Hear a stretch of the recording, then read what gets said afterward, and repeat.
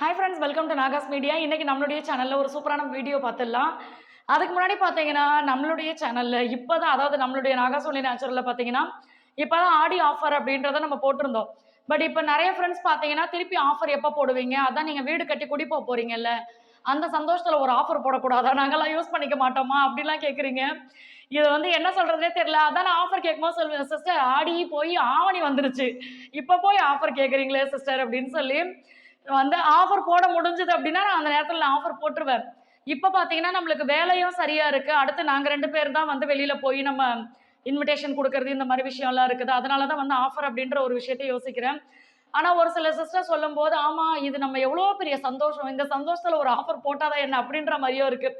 அது என்னென்ன ஆஃபர் போட்டேன் அப்படின்னா கண்டிப்பா சொல்றேன். ஆனா அது ரொம்ப நாள் ஆஃபரா இல்லாம, ஒரு 3 நாள் டூ 5 நாளுக்குள்ள அந்த ஆஃபர் இருக்கணும். ஸோ அந்த மாரி நான் என்னன்னு பார்த்துட்டு நான் உங்களுக்கு சொல்றேன். ஏன்னா வந்து இப்ப நம்ம வந்து ஃபர்ஸ்ட் ஆஃபர்ல வந்து இந்த வெயிட் லாஸ் லஞ்ச் நம்ம ஃப்ரீயா குடுத்தோம். அத வந்து நெறைய ஃப்ரெண்ட்ஸ் யூஸ் பண்ணி பார்த்துட்டு அதோடைய டேஸ்ட் சூப்பரா இருக்கு. இன்னொன்னு இத சாப்பிடும்போது ஒயிட் ரைஸ் உடைய ஆசையே எங்களுக்கு விட்டு போச்சு. வெயிட் லாஸும் ரொம்ப சூப்பரா இருக்கு அப்படின்னு சொல்லியிருந்தாங்க. ஸோ அதனாலேயே வந்து திருப்பி ஆஃபர் கேட்குறாங்க. அந்த வெயிட் லாஸ் லஞ்ச் அதே மாதிரி ஆஃபர் குடுங்கன்னு. பட் நான் அத வந்து என்னன்னு நான் உங்களுக்கு சொல்றேன். என்ன ஆஃபர் அப்படின்றத நான் உங்களுக்கு சொல்றேன். நான் யோசிச்சு எல்லாத்தையும் கரெக்ட்டா பக்காவா பிளான் பண்ணிட்டு சொல்றேன். ஸோ நம்ம நாகாசோலி நேச்சுரல்ல பார்த்தீங்கன்னா, hair oil, skin oil, glow serum, dandruff oil, black magic hair oil, weight loss powder, super fast weight loss drink, இப்போ வந்து வெயிட் லாஸ் லஞ்ச். இதுவும் வந்து செமையா சூப்பரா இருக்குது. அது கூட பார்த்தீங்கன்னா, நம்மளுக்கு வந்து கால்சியம் அண்ட் அயர்ன் பவுடர். இது எத்தன பேருக்கு அவங்களோட பிரச்சனைய சரி பண்ணியிருக்கு. இந்த பீரியட் ப்ராப்ளம் சரியா இருக்கு. ஒரு சிஸ்டர்லாம் சொல்றாங்க, வெயிட் லாஸ் பவுடர் சூப்பர் அவங்களுக்கு பிசிஓடி இருக்கு. Weight loss powder, super fast weight loss drink, இந்த வெயிட் லாஸ் லஞ்ச் இத யூஸ் பண்ணி அவங்களுக்கு என்னன்னா பீரியட் வந்து நார்மலா இருக்கு. அது அவங்க ரொம்ப ஹேப்பியா சொன்னாங்க, சிஸ்டர் இது வந்து அவ்ளோ நம்பிக்கை ஆயிடுச்சு எனக்கு. ஏன்னா எனக்கு பிசிஓடியே எனக்கு 2 நாள்ல, அதாவது 2 மாசமும் கரெக்ட்டா பீரியட் எனக்கு வந்துகிட்டு இருக்குது. உங்க வெயிட் லாஸ் பவுடர் ஆரம்பிச்சு ஃபர்ஸ்ட் பீரியட் ஸ்டார்ட் ஆச்சு. அதுக்கப்புறமா மாசம் மாசம் கரெக்ட்டா எனக்கு வந்துச்சு அப்படின்னு சொன்னாங்க. ஸோ இந்த மாதிரி எல்லாமே சிறுதானியங்கள் அப்படின்றதுனால நம்மளுக்கு வந்து ஹெல்த் பெனிஃபிட்ஸ் அதிகம். அதே மாதிரி இம்யூனிட்டி பூஸ்டர். எவ்வளோ பேர் சொல்றாங்க, என் குழந்தைக்கு இருமல் நின்னு போச்சு, சளி நின்னு போச்சு, அந்த மாதிரிலாம் சொல்றாங்க. 5 கிலோ ஒருத்தன் வாங்கிட்டு போனான் யுஎஸ்க்கு. ஆமா. அது வெளிநாடுகளுக்கெல்லாம் பார்த்தீங்கன்னா, நம்ம அதிகமா தான் அனுப்புறோம். இம்யூனிட்டி பூஸ்டர்ல நெறைய பேர் வாங்குறாங்க. ஏன்னா, ரொம்ப கிளைமேட் வந்து சேஞ்ச் ஆகும்போது எங்களுக்கு இது ரொம்ப யூஸ்ஃபுல்லா இருக்கு அப்டின்னா, அதே மாரி பார்த்தீங்கன்னா, குளிர்ற சமயத்துல நெறைய பேர் வந்து அரிக்குது அப்டின்னு சொல்றாங்க. அவங்கலாம் ஸ்கின் ஆயில் போட்டவுடனே அந்த இதுவே மாறி போச்சு எனக்கு. ஒரு சிஸ்டர்லாம் சொல்லியிருந்தாங்க. ஏற்கனவே இத சொன்னேன்னு நெனைக்கிறேன் நானு. அவங்க வந்து அவங்களுடைய பெரிய பிரச்சனை இந்த ஸ்கின் ஆயில் போட்டு சரியாயிருக்கு. அவங்களுடைய ஸ்கின்ல வெளிப்பொருட்கள் எது யூஸ் பண்ணாலும் அவங்களுக்கு செட் ஆகாதாம். ஆனா இப்ப நம்ம ஸ்கின் ஆயில் போட்டு வெளியில இருக்கிற சோப்பு, கிரீம் எது போட்டாலுமே எனக்கு செட் ஆகுது. பாத்திரம் தேய்க்கிற லிக்விட் கூட வெளியில அவங்க யூஸ் பண்ண மாட்டாங்களாம். ஆனா இப்ப செட் ஆகுது எனக்கு. என்னோட ஸ்கின் அவ்வளோ சூப்பரா இருக்கு அப்படி சொல்லியிருந்தாங்க. ஸோ இது மாரி 14 ப்ராடக்ட் சாரி இப்ப 15 ப்ராடக்ட் இருக்கு. ஸோ இந்த 15 ப்ராடக்ட் உடைய லிஸ்ட் நான் உங்களுக்கு கமெண்ட்ல பின் பண்றேன். கான்டாக்ட் நம்பரும் குடுக்குறேன். நீங்க மேக்ஸிமம் எனக்கு வாட்ஸ்அப் பண்ணி உங்க ஊர், உங்க அட்ரஸ், அதாவது உங்க பேர் எனக்கு சொல்லிட்டு என்ன ப்ராடக்ட் வேணும்னு சொன்னாவே அதிலேயே நான் உங்களுக்கு எல்லா டீட்டெயிலுமே அனுப்பிச்சுருவேன். வேற ஏதாவது முக்கியமான டவுட், ரொம்ப முக்கியமான டவுட்டா இருந்தா எனக்கு கால் பண்ணுங்க. நான் கண்டிப்பா மகி தான் மேக்ஸிமம் அட்டெண்ட் பண்ணுவாங்க, கிளியர் பண்ணுவாங்க. ரொம்ப டவுட்னா நீங்க வாட்ஸ்அப்லயே வாய்ஸ் அனுப்பிச்சாலும் நான் உங்களுக்கு மெசேஜ் போட்டுருவேன். ஏன்னா இப்ப வந்து ஒரே அலைச்சலா இருக்கு. இப்ப இங்க இருக்கேன், அடுத்து அந்த ஃப்ளோர்ல இருப்பேன், அடுத்து அப்படியே இறங்கி வெளியில ஓடி போயிருவோம் வேலை விஷயமா. ஸோ அதனால இன்னைக்கு நம்மளுக்கு பத்திரிக்கையும் வந்துரும். வந்த உடனே நான் உங்களுக்கு அந்த டிசைன் எப்படி இருக்கு அப்படின்றத நான் காட்டுறேன். அதுக்கு முன்னாடி இந்த டிசைனை பாத்துருங்க. ஸோ இதுதான் பார்த்தீங்கன்னா, இப்ப நேத்தா முந்தா நாளா ஒரு வீடியோல வந்து நான் ஷேர் பண்ணியிருப்பேன். இந்த லைட் போட்ட உடனே நான் உங்களுக்கு காட்டுறேன் அப்படின்னு சொல்லிட்டு. இது வந்து மகியுடைய ஆசை. மகி 1 வருஷமா இதே லைட்டு தான்டா வேணும். வாங்குனா இந்த லைட்டு தான் போடுவேன் அப்படின்னு சொல்லி வெயிட் பண்ணிட்டு இருந்தாரு. ஸோ அந்த லைட்டும் பார்த்தீங்கன்னா, நம்மளுக்கே வந்துருச்சு அதுவும். அதுவும் வெயிட் பண்ணி நானும் உன் வீட்டுக்கு தான்டா வருவேன். வேற எங்கேயும் போமாட்டேன். அப்படின்ற மாரி இது வந்துருச்சு. இத நான் உங்களுக்கு ஆன் பண்ணி காட்டுறேன். இதுலேருந்து என்ன தெரியுது சொல்லு?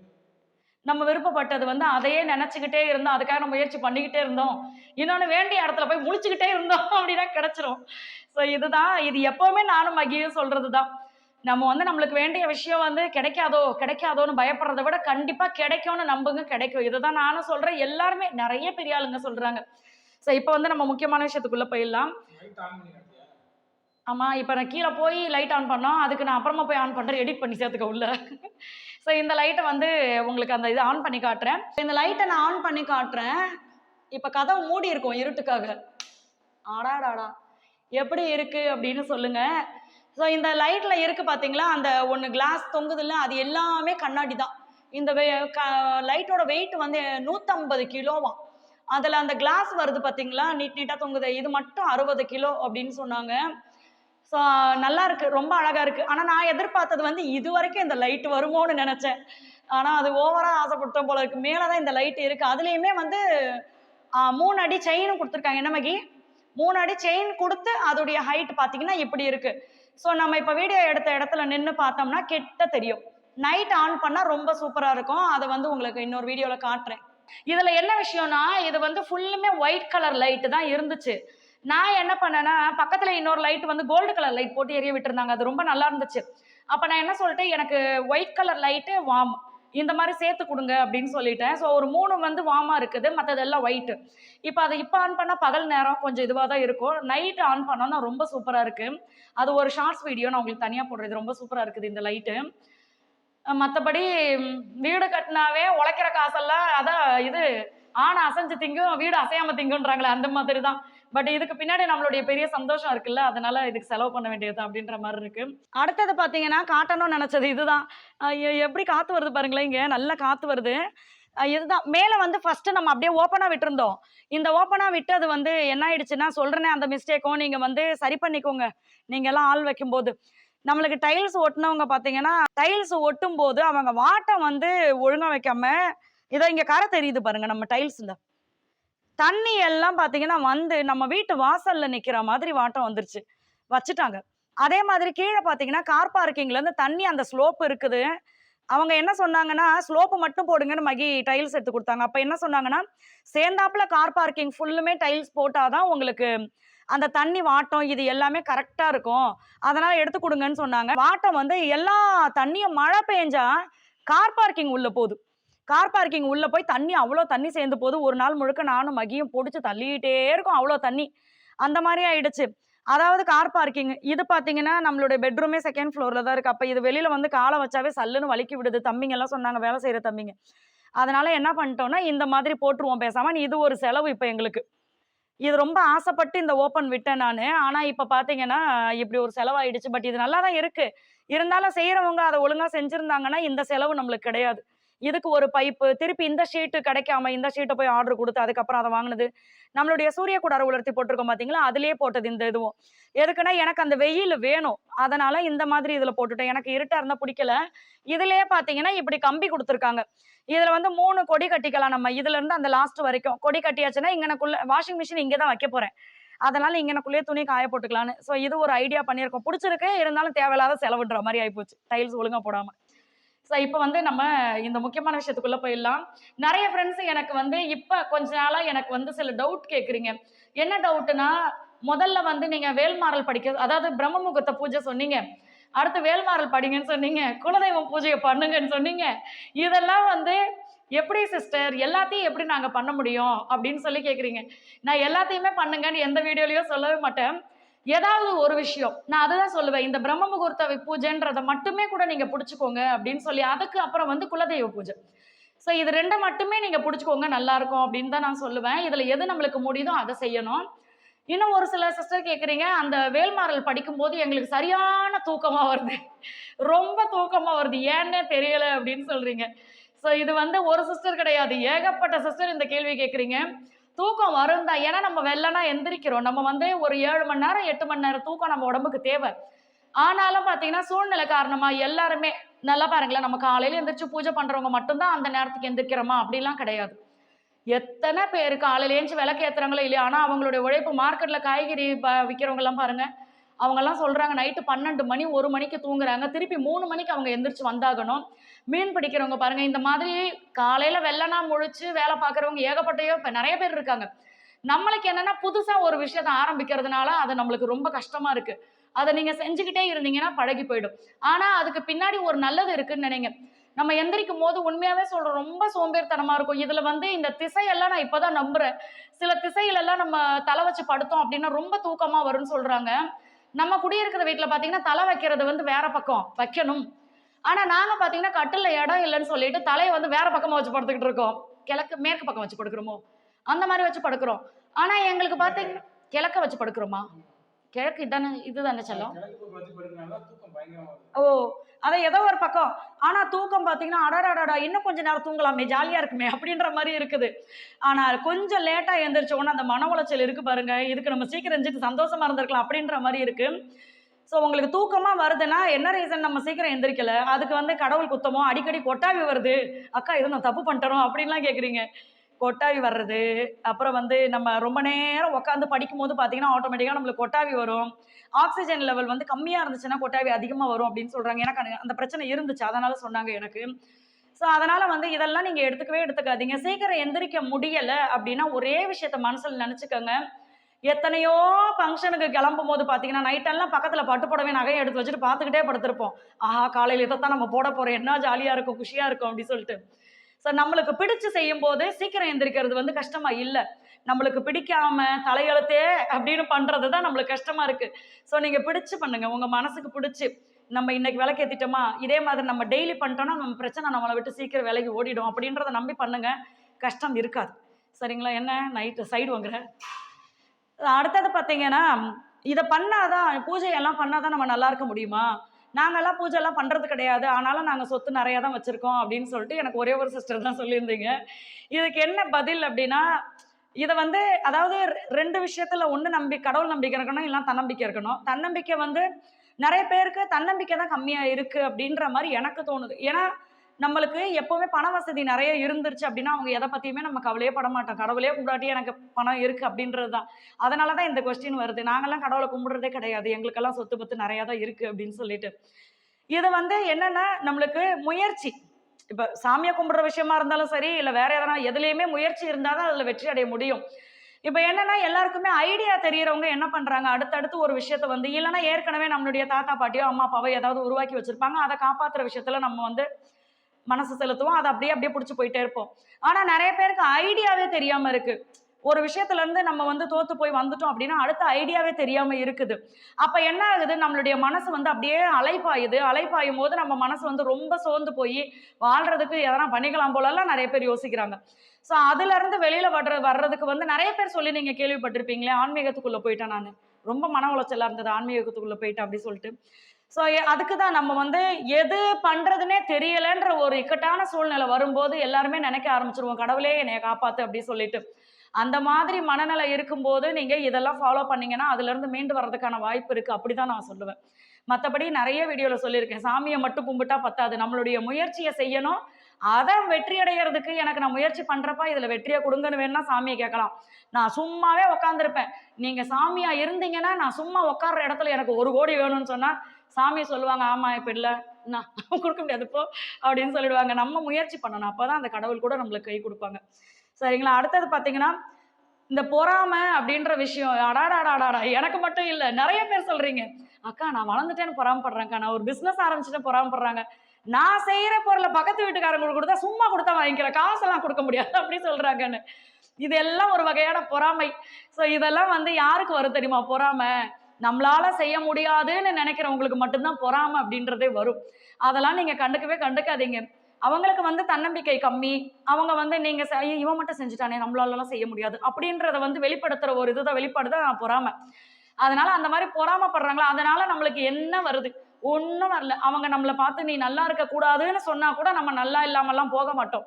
நம்ம செய்யற நல்லது, கெட்டது நம்மளுக்கு கூட வருமே தவிர, அவங்க சாபம் விடுறதுனாலலாம் நம்மளுக்கு ஒண்ணும் நடக்காது.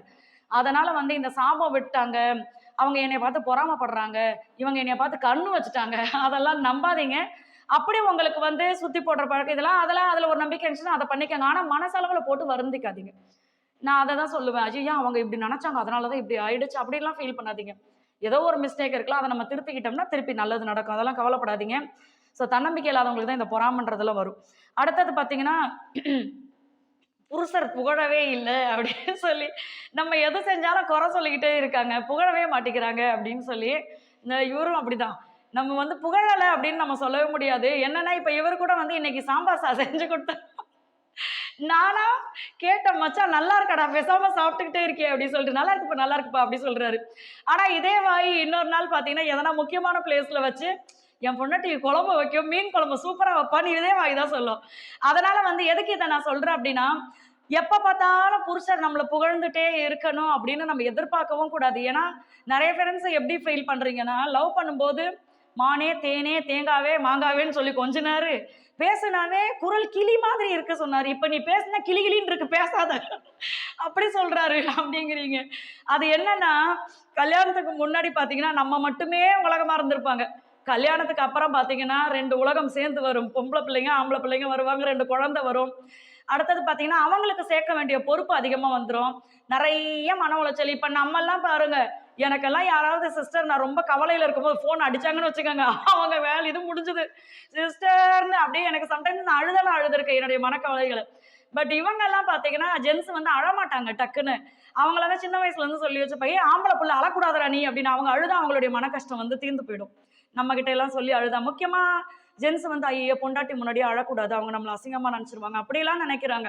அப்படியெல்லாம் ஃபர்ஸ்ட் ஜென்ஸ் வீடியோ பாத்தீங்கன்னா அதை சொல்றேன் நான். ஃபர்ஸ்ட் அதெல்லாம் கிடையாது.